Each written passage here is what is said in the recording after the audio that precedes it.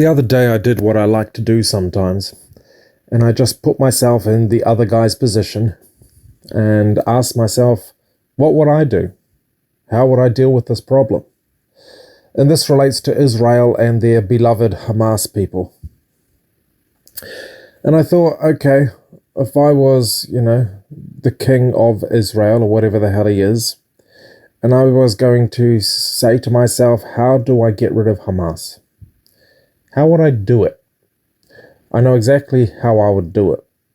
The first thing I would do, because I want to get rid of them very efficiently and surgically, the first thing I would do was organize some kind of operation which allows me to get all the Hamas people, or virtually all of them, on digital file.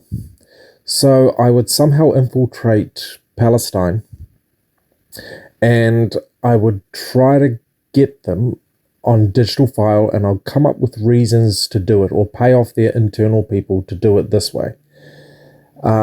Just for security. I'll promote it as security. We've got to get everyone on digital file, everyone, so we can operate an internal security system which is going to be wonderful for everyone. Okay? And in some ways it would be extremely good for everyone. There are some huge practical advantages of getting everyone digitized with their biometrics, with their faces and fingers and everything like that. Especially when you're developing all different kinds of equipment and biometric locks to get into various areas. It can be a great way to reduce corruption and amplify security, etc., etc. But the fact is, that's how I would do it. I'll get everyone on scanned so I know exactly who I'm dealing with. That there lays the foundation for the second phase of the plan. The second phase of the plan will be to mass produce sniper and grenade drones, very, very small little sniper and grenade drones. And inside every one of those drones is a collection of faces, thousands, millions even of faces, human faces, and it knows which ones to target. So that means when I release all my grenade drones or all my sniper drones into Palestine, then hey, guess what? No worries. It will automatically identify my targets and get rid of them, kill them, and either blow their heads off with a small drone, grenade drone, or shoot them in the head.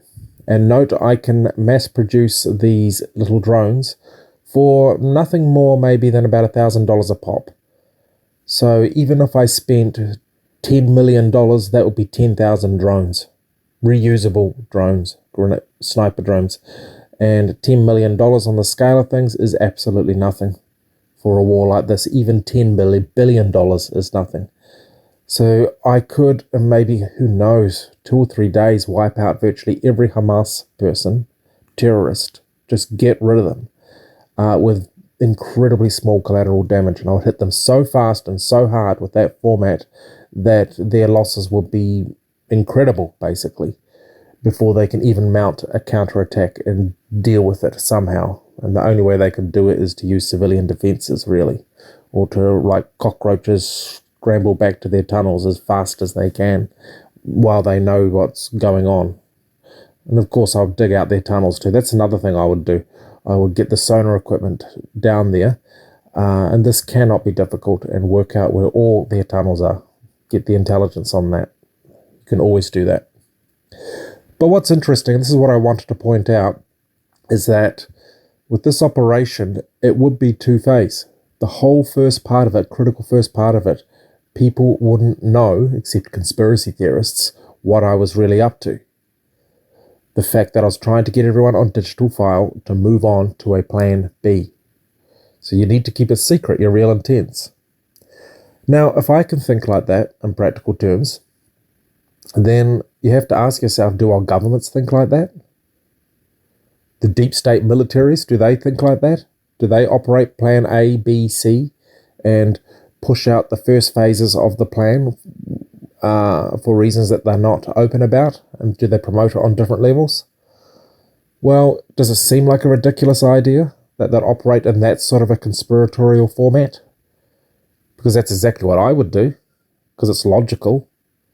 I mean, it sounds evil, doesn't it, what I'm talking about, getting rid of Hamas in that way, but it's not, because it's absolutely surgical. It minimizes collateral damage as much as possible. Killing Hamas is nothing. It's easy, of course. It's trying to kill them without hurting too many innocents. That's so hard. But again, that's the real point of this comment.